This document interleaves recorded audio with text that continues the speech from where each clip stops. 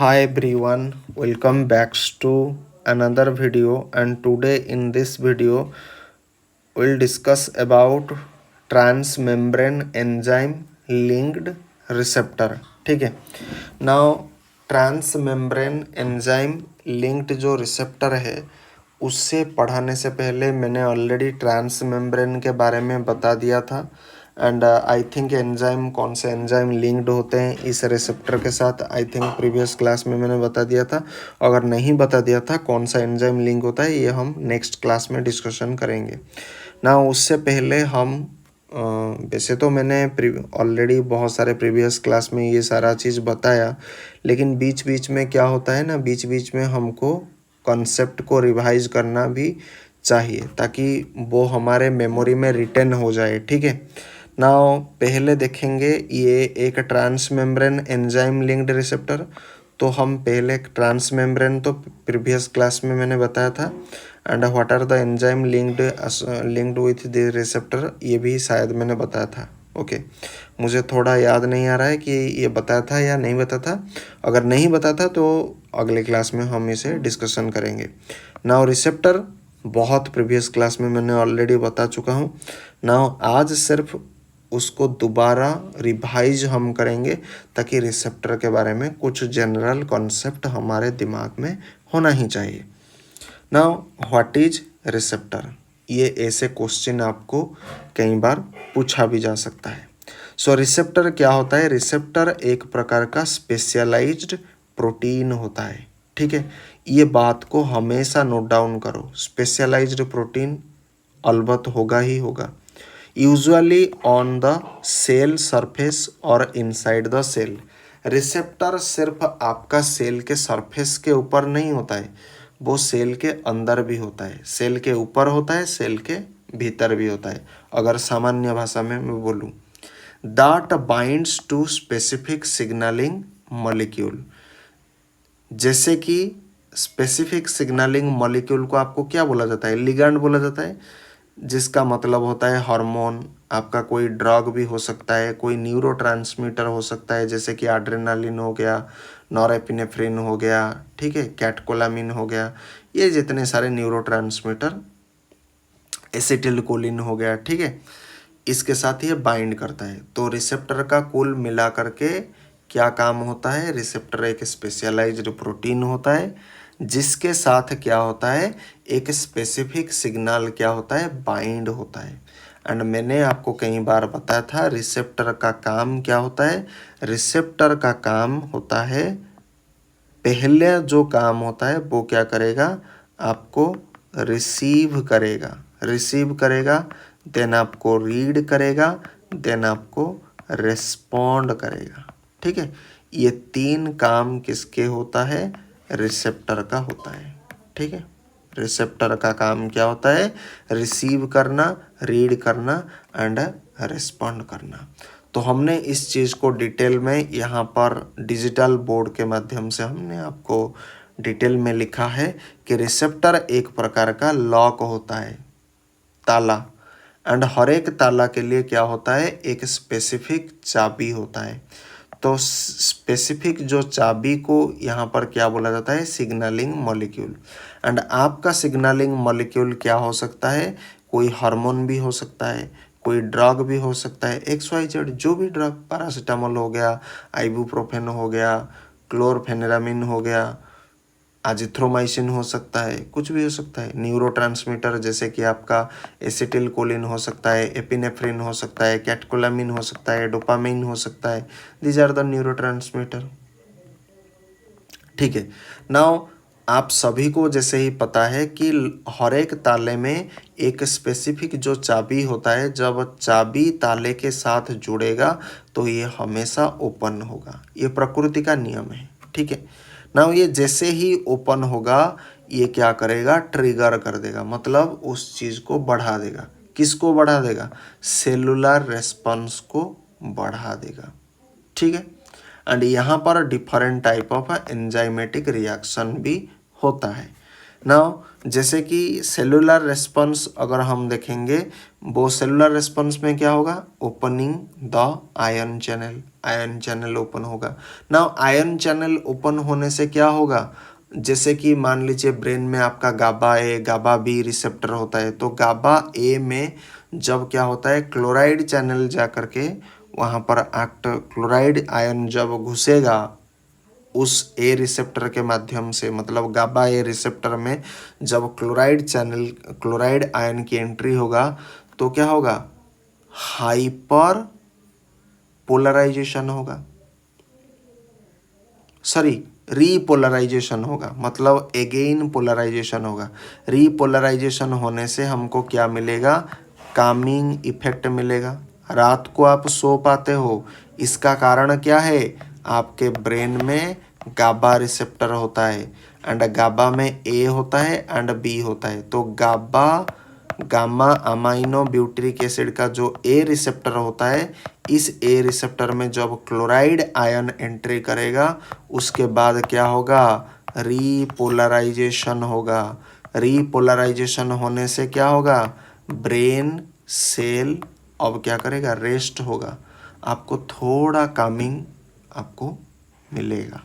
ठीक है, तो ओपनिंग आयन चैनल होने से ये होगा। नाउ एक्टिवेटिंग एंजाइम, बहुत सारे एंजाइम अगर एक्टिवेटिंग होगा तो क्या होगा, एंजाइमेटिक रिएक्शन फास्ट होगा। मतलब आप अगर धीरे धीरे धीरे धीरे चल रहे हो, आपके पीछे अगर कोई सांप पड़ गया, आप धीरे धीरे चलोगे। आपको कोई कुत्ता अगर काटेगा तो काटने को आएगा तो क्या आप धीरे धीरे चलोगे, नहीं। ठीक है, तो एंजाइम वैसे भी उस तरह से कोई भी रिएक्शन में जब हम कोई एंजाइम लगा लेते हैं तो वो क्या होता है, वो रिएक्शन फास्ट फॉरवर्ड हो जाता है। ठीक है, नाउ एक स्पेसिफिक एग्जांपल देंगे, जैसे कि इंसुलिन जब बाइंड करता है इंसुलिन रिसेप्टर के साथ, क्योंकि इंसुलिन और किसी के साथ बाइंड नहीं करेगा, इसीलिए इंसुलिन हमेशा क्या होता है, इंसुलिन का स्पेसिफिक रिसेप्टर के साथ बाइंड करेगा। जब इंसुलिन का रिसेप्टर के साथ इंसुलिन बाइंड करेगा तो ये क्या होगा, ये उस सेल को कहेगा कि भाई साहब आप ग्लूकोज को ऑब्जर्व करना शुरू कर दीजिए। तो हठात क्या होगा, ग्लूकोज आपके ब्लड से क्या होगा, कम हो जाएगा। इसका मैकेनिज्म हम टोटली जब हम एंटी डायबिटिक या डायबिटिक ड्रग पढ़ेंगे तब आपको अच्छे से समझाएंगे। ठीक है, नाउ व्हाट इज प्रोटीन, क्योंकि कई बार हम जब पढ़ते हैं ना, receptor is a specialised protein, तो what is protein and what is specialized protein, आज के क्लास में हम ये डिस्कशन करने वाले हैं। Now what is protein, so protein एक लार्ज, बहुत बड़ा होता है एंड कॉम्प्लेक्स मॉलिक्यूल होता है। हमेशा अपने डेफिनेशन में ये दोनों चीज़ शामिल करो, एक होता है लार्ज, दूसरा होता है कॉम्प्लेक्स मॉलिक्यूल। इतना तो आप लिख सकते हो, protein are large complex molecule made up of chain of amino acid, मतलब अमाइनो एसिड, बहुत सारे अमाइनो एसिड आ जाएंगे, उसके बाद क्या होगा, आपका प्रोटीन बनेगा। ठीक है, सो ऐसा मैं कह सकता हूँ, amino acid are the building block of a protein. ठीक है, प्रोटीन आपका एक घर है, अमाइनो एसिड आपका एक ईटा है, समझ रहे हो, बहुत सारे ईटा जब मिलेगा आपका घर बनेगा। ठीक है, now there are essential for nearly every process in living organism. हम एक लिविंग ऑर्गेनिज्म है, we all human are living organism. Now जितने भी लिविंग ऑर्गेनिज्म है वहाँ पर नियरली, ये वर्ड बहुत इम्पोर्टेंट है, लगभग सारा जितने भी प्रोसेस होता है वो जनरली आपके इसी प्रोटीन के कारण होता है। बहुत सारे प्रोसेस अटक जाएंगे अगर आपके पास प्रोटीन नहीं होगा। ठीक है, नाउ दूसरा जो सवाल आता है, why receptor is a specialised protein, receptor को हम स्पेशलाइज्ड प्रोटीन क्यों कहेंगे, क्योंकि उसके पास कोई खासियत होना चाहिए। Now receptor are custom designed protein with unique traits. Traits का मतलब होता है कोई विशेषता, ट्रेड्स का मतलब क्या होता है, विशेषता। ठीक है, ना ऐसा नहीं रिसेप्टर को आप डिजाइन कर रहे हो, रिसेप्टर को आप नहीं डिजाइन कर रहे हो, ये तो आपके बॉडी में ऑलरेडी है। कस्टम डिज़ाइन का मतलब होता है ये पहले से बना बनाया हुआ है, ठीक है। नाउ ट्रेड्स का मतलब होता है विशेषता, एंड व्हाई इट मैटर्स मतलब हम ट्रेड्स में जो भी चीज़ पढ़ेंगे इसकी आवश्यकता क्या है, मतलब ये इसका फीचर क्या है, एक प्रकार से कह सकते हैं। एंड उसकी विशेषता अगर देखेंगे तो उस विशेषता के अंदर कोई स्पेसिफिक हम एग्जाम्पल देखेंगे। कॉलम आपको समझ में आ गया। नाउ पहली विशेषता जो किसकी बारे में, रिसेप्टर के बारे में। एंड रिसेप्टर को हमने क्या कहा कि एक स्पेशलाइज्ड प्रोटीन होता है। रिसेप्टर रिसेप्टर को स्पेशलाइज्ड प्रोटीन कहने का अर्थ ये है कि उसके पास कोई स्पेशल खूबी होगा, तभी जाकर के हम उसे स्पेशलाइज्ड प्रोटीन कहेंगे। यहाँ पर मैंने रिसेप्टर के बारे में डिटेल में लिखा है, a receptor is a specialised protein, ठीक है, ये बात हमेशा ध्यान रखो। सो स्पेसिफिक बाइंडिंग साइट क्या होता है, रिसेप्टर के पास होता है। ऐसा नहीं कि रिसेप्टर के साथ कोई भी आकर के बाइंड करेगा, ऐसा नहीं हो सकता है। हर एक का रिसेप्टर अलग होता है। एड्रेनालिन का अलग रिसेप्टर, एसिटिलकोलिन का अलग रिसेप्टर, गाबा का अलग रिसेप्टर, हर एक चीज का अलग अलग रिसेप्टर। जैसे कि क्लोराइड आयन गाबा ए के साथ बाइंड करेगा, ठीक है, उसी तरह से सभी चीज़ें होता है। उसी तरह से गाबा बी के साथ अलग आयन बाइंड करेगा। तो स्पेसिफिक बाइंडिंग साइट कहने का मतलब होता है ये बहुत ही ज़्यादा स्पेसिफिक होता है। हर एक यहाँ पर एक चीज़ काम करता है, लॉक एंड की थ्योरी पूरा काम करेगा। मतलब हर एक ताले के लिए कोई स्पेसिफिक चाबी हमको चाहिए, तभी जा कर के वो खुलेगा। एंड जैसे ही खुलेगा आपके इंट्रासेलुलर लेवल में क्या होगा, बायोलॉजिकल रिएक्शन कैरी आउट होगा, ठीक है। Now specific binding site receptor के पास होता है। नाउ व्हाई इट मैटर्स, ये मैटर क्यों करता है। नाउ देखो, only bind some type of signalling molecule. बहुत सारे सिग्नलिंग मॉलिक्यूल होते हैं, जैसे कि आपका एसिटिलकोलिन हो गया, बहुत सारे ड्रग होते हैं, बहुत सारे न्यूरोट्रांसमीटर होते हैं, बहुत सारे हार्मोन होते हैं। तो रिसेप्टर के साथ सब बाइंड नहीं करेगा, वो बाइंड करेगा जो कि स्पेसिफिक होगा उस रिसेप्टर के लिए, ठीक है। जैसे कि आपका इंसुलिन बाइंड करेगा केवल और केवल आपके इंसुलिन रिसेप्टर के साथ। समझ में आ रहा है। नाउ दूसरा जो खासियत कि रिसेप्टर को हम स्पेशलाइज्ड प्रोटीन इसलिए कहते हैं क्योंकि रिसेप्टर के पास एक स्ट्रैटेजिक लोकेशन होता है, रणनीतिक लोकेशन। आपने कई बार देखा होगा चाइना और इंडिया के कॉन्फ्लिक्ट हो रहा है, सुना होगा बहुत बार। जब चाइना इंडिया की कॉन्फ्लिक्ट हो रहा है, हम S-400 मिसाइल डिफेंस सिस्टम क्या लगाएंगे पाकिस्तान के अगेंस्ट में, नहीं, हम लगाएंगे हिमालय के रीजन में, हम लगाएंगे कहाँ पर, अरुणाचल प्रदेश में। तो हम जितने स्ट्रैटेजिक लोकेशन पर हम इसे डिप्लॉयमेंट करेंगे, तो उसी तरह से रिसेप्टर वहाँ पर डिप्लॉय होगा जहाँ पर इसकी आवश्यकता है, ठीक है। Now positioned होयर the signal arrive, जहाँ पर सिग्नल अराइव हो रहा है, ठीक है, वहाँ पर रिसेप्टर जनरली रहता है।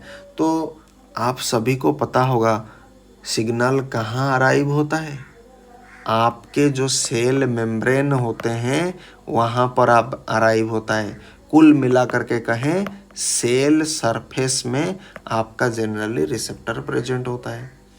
नाउ सेल की सरफेस में जो कहानी होता है, देखो रिसेप्टर मैंने क्या बताया था कि दो जगह पर प्रेजेंट होता है। एक होता है सेल के ऊपर, मतलब आउटसाइड अगर मोटा दर समझोगे, और एक होता है सेल के इनसाइड। नाउ इसमें दो कहानियाँ आ गया। एक होता है सेल के ऊपर वाला, सेल की सरफेस मतलब सेल की ऊपरी भाग में इसका लोकेशन रहेगा, रिसेप्टर का लोकेशन रहेगा। नाउ सेल की ऊपर सतह में जो रिसेप्टर पाया जाता है वहाँ पर जनरली वाटर सॉल्युबल लिगांड क्या होता है, आकर के बाइंड करता है। जैसे कि आपका क्या होता है, पेप्टाइड हार्मोन। पेप्टाइड हार्मोन क्यों सेल के सरफेस में बाइंड करता है, क्योंकि पेप्टाइड हार्मोन का जो नेचर होता है वो वाटर सॉल्युबल होता है। वाटर सॉल्युबल होने के कारण ये सेल के सरफेस में जाकर के बाइंड करता है। और एक होता है रिसेप्टर, वो इनसाइड द सेल भी पाया जाता है, जैसे कि आपका lipid soluble ligand. Water soluble ligand होता है एंड लिपिड सॉल्युबल लिगांड होता है, ठीक है। तो लिपिड सॉल्युबल लिगांड में आपके जितने भी स्टेरॉयडल हार्मोन होते हैं, स्टेरॉयडल हार्मोन, तो वो क्या होता है, लिपिड सॉल्युबल लिगांड, क्योंकि स्टेरॉयडल हार्मोन का नेचर क्या होता है, लिपिड सॉल्युबल। तो लिपिड सॉल्युबल के साथ बाइंड करेगा, वाटर सॉल्युबल के साथ बाइंड करेगा, ठीक है। तो ये इनसाइड द सेल एंड आपका जो सेल मेम्ब्रेन क्या होता है, बाइलेयर ऑफ फेस्फोलिपिड। तो अंदर में आपका क्या होता है, फैट होता है। फैट क्या होता है, लिपिड इन नेचर, ऑयली। तो इस कारण से स्टेरॉयडल हार्मोन क्या होता है, ऑयली नेचर का होता है, ठीक है। तो वो लिपिड के साथ बाइंड करेगा, लिपिड सॉल्युबल, जो लिपिड में सॉल्युबल हो रहा है। एंड इसका अगर हम सेल की सरफेस की अगर हम बात करेंगे, अगर उसका एक एग्जांपल देंगे, आपका एपिडर्मल ग्रोथ फैक्टर जो रिसेप्टर होता है वो सेल की सरफेस में पाया जाता है। सेल की सरफेस में एपिडर्मल ग्रोथ फैक्टर ये एक रिसेप्टर होता है जो कि पाया जाता है। समझ में आ रहा है। नाउ तीसरा जो इम्पोर्टेंट कारण है, जो विशेषता है कि रिसेप्टर को हम स्पेशलाइज्ड प्रोटीन इसलिए कहेंगे क्योंकि उसके पास सिग्नल ट्रांसडक्शन की फीचर है, ठीक है। नाउ सिग्नल ट्रांसडक्शन की फीचर कहने का मतलब है ये कन्वर्ट करेगा एक्स्ट्रा सेलुलर सिग्नल को इंट्रा सेलुलर रेस्पॉन्स में, ये क्या करेगा, कन्वर्टेड कर देगा। उसके कारण क्या होगा, आपके आयन चैनल खुल जाएंगे, आपके एक्टिवेट हो जाएगा क्या, एंजाइम, जैसे कि आपका काइनेज। ट्रिगर क्या हो जाएगा, जीन एक्सप्रेशन ट्रिगर हो जाएगा, ठीक है। एग्जाम्पल क्या है, गाबा ए रिसेप्टर जब ओपन होता है तब क्लोराइड चैनल की एंट्री, क्लोराइड आयन की एंट्री होता है, क्लोराइड आयन ये चैनल, ठीक है। क्लोराइड चैनल के माध्यम से क्या होगा, क्लोराइड आयन की एंट्री होगा एंड जैसे ही एंट्री होगा आपको कामिंग इफेक्ट मिलेगा, रात को इसीलिए सो पाते हो, ठीक है। नाउ हमेशा याद रखो, रात को हमेशा क्या करोगे, लाइट को क्या करोगे, ऑफ करके सोओगे। जैसे ही ऑफ करके सोओगे तो आपको नींद अधिक आएगी, ठीक है, स्लीप आपको ज़्यादा अचीव मिलेगा, क्योंकि लाइट भी एक प्रकार का क्या होता है, स्टिमुली होता है, स्टिमुली होता है, ठीक है। स्टिमुली, दिन में आप क्यों नहीं सो पाते हो, क्योंकि दिन में लाइट होता है, दिन में लाइट का कंसंट्रेशन, लाइट ज़्यादा मात्रा में होता है, कंसंट्रेशन मतलब ज़्यादा मात्रा में पाया जाता है। इस कारण से आपके ब्रेन सेल में क्या होता है, सोडियम की एंट्री होता है, कैल्शियम कैल्शियम की पोटासियम कैल्शियम, हाँ कैल्शियम की एंट्री ज़्यादा मात्रा में होता है, तो इसीलिए दिन में आप सो नहीं पाते हो। एंड रात में क्या होता है, जितने भी शोर शराबा सब कुछ बंद होता है, लाइट भी आपके पास नहीं होता है, तो इस कारण से रात में कामिंग इफेक्ट अचीव मिलता है। ये इसी कारण से होता है, क्लोराइड आयन एंट्री मारता है, ठीक है। नाउ प्रिसीजन रेस्पॉन्स माने बिल्कुल सटीक, ठीक है। Ensure the right cell respond to the right signal and at the right time. Right time पर राइट सेल में राइट सिग्नल एंटर करता है। राइट सेल मतलब हर एक सेल के ऊपर, सेल सरफेस के ऊपर रिसेप्टर होगा, उस रिसेप्टर के साथ स्पेसिफिक लिगैंड बाइंड करेगा एंड राइट टाइम में सब कुछ होने के कारण सब कुछ प्रिसीजन होगा, सब कुछ प्रिसीजन होगा। नाउ जैसे कि कार्डियक बीटा 1 रिसेप्टर, ठीक है, कार्डियक जो बीटा 1 रिसेप्टर, ठीक है, ये रिस्पॉन्ड करेगा ओनली टू एड्रेनालिन। कार्डियक में जो बीटा 1 रिसेप्टर होता है ये रिस्पॉन्ड करेगा एड्रेनालिन को, केवल और केवल एड्रेनालिन को ये रिस्पॉन्ड करेगा, जिसके कारण क्या होगा, आपके हार्ट रेट बढ़ जाता है, ठीक है। जब आपके पीछे कुत्ता काटेगा, काटने के लिए दौड़ेगा, तो आप क्या करोगे? जोर से भागोगे। उस जोर से भागने के कारण आपका हार्ट रेट बढ़ता है कि नहीं बढ़ता है? वो क्यों बढ़ता है? एड्रेनालिन का सिक्रेशन होने के कारण। एंड यही एड्रेनालिन बाइंड करता है हार्ट में बीटा 1 रिसेप्टर के कारण, जिसके कारण हार्ट रेट इंक्रीज आपका हो जाता है। फाइट और फ्लाइट, या तो भाग जाओ, ठीक है, या तो लड़ो, ठीक है, यही एड्रेनालिन करता है। नाउ हमने हार्मोन के बारे में थोड़ा बहुत भी डिस्कशन किया, ठीक है, हार्मोन के बारे में, ठीक है।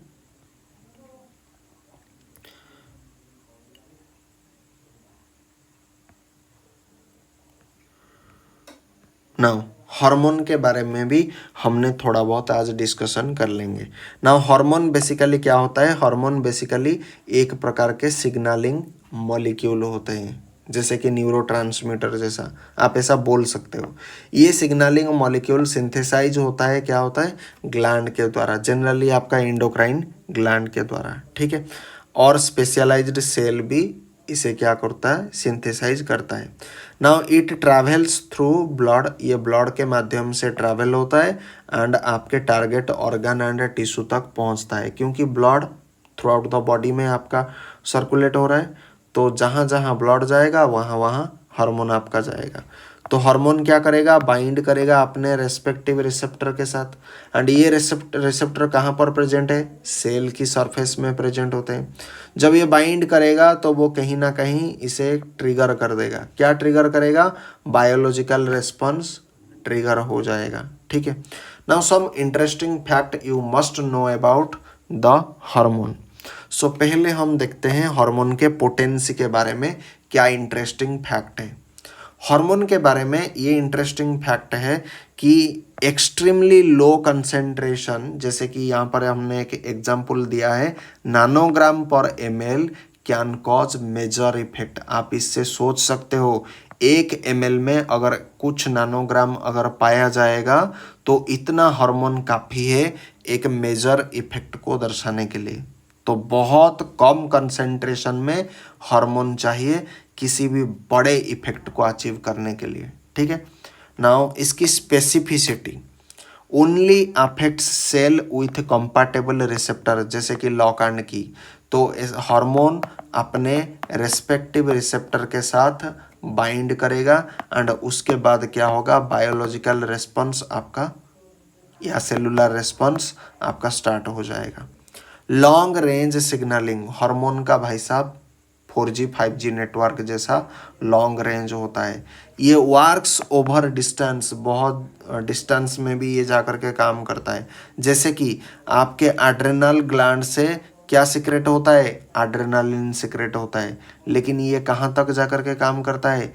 हार्ट में जाकर के काम करता है। हार्ट में कहाँ पर? आपके कार्डियक बीटा 1 रिसेप्टर में जाकर के काम करता है। इसके कारण क्या होता है? हार्ट रेट इंक्रीज होता है। अभी अभी मैंने पढ़ाया था, यहाँ पर पढ़ाया था। तो आज के वीडियो के लिए इतना ही, मिलते हैं अगले वीडियो में। टिल देन थैंक यू, जय Hind, Vande Mataram, thanks for watching. तो अभी तक मैं आपको डिटेल में बता दूं, अभी तक हमने transmembrane enzyme linked receptor नहीं पढ़ा है। सिर्फ transmembrane enzyme linked receptor में जो जो चीज़ आता है, पहले हमने ट्रांस मेम्ब्रेन समझा, आज बहुत सारे रिसेप्टर, यहाँ पर रिसेप्टर वर्ड आ रहा है तो रिसेप्टर के बारे में पढ़ा, फिर रिसेप्टर पढ़ते पढ़ते प्रोटीन आया तो प्रोटीन के बारे में कहीं ना कहीं पढ़ा, फिर हार्मोन आ गया तो हार्मोन के बारे में पढ़ा, फिर उसको स्पेशलाइज्ड प्रोटीन क्यों कहा जाता है उसके बारे में पढ़ा। एंड ऐसे पढ़ते पढ़ते हम थोड़ा बहुत इंटरेस्टिंग फैक्ट भी उसके बारे में जानना, ठीक है। नाउ अगले क्लास में हम जनरली देखेंगे एंजाइम लिंक्ड रिसेप्टर। मैंने पढ़ा है कि नहीं पढ़ा है मुझे थोड़ा याद नहीं आ रहा है। अगर याद नहीं आ रहा है तो फिर मैं दोबारा वो वीडियो देखूंगा कि उस वीडियो में मैंने कौन सा, मतलब in transmembrane enzyme linked receptor के साथ कौन सा एंजाइम लिंक होता है, ये मैं देखूंगा। अगर नहीं बनाया तो अगले क्लास में enzyme linked, what are the enzyme linked, वो बनाऊंगा। उसके बाद हम क्या करेंगे? Transmembrane enzyme linked receptor को सेंटेंस बाय सेंटेंस पूरा पढ़ेंगे, पूरा क्लियर करेंगे, कंसेप्ट पूरा अंदर से क्लियर होगा, बार बार पढ़ेंगे मतलब फ्रीक्वेंसी भी बढ़ेगा। तो इस कारण से कंसेप्ट आपके दिमाग में हमेशा रिटर्न रहेगा। आशा करता हूँ आप इस लेक्चर को अपना प्यार देंगे और आप हमेशा सपोर्ट हमें करेंगे। Thanks for watching.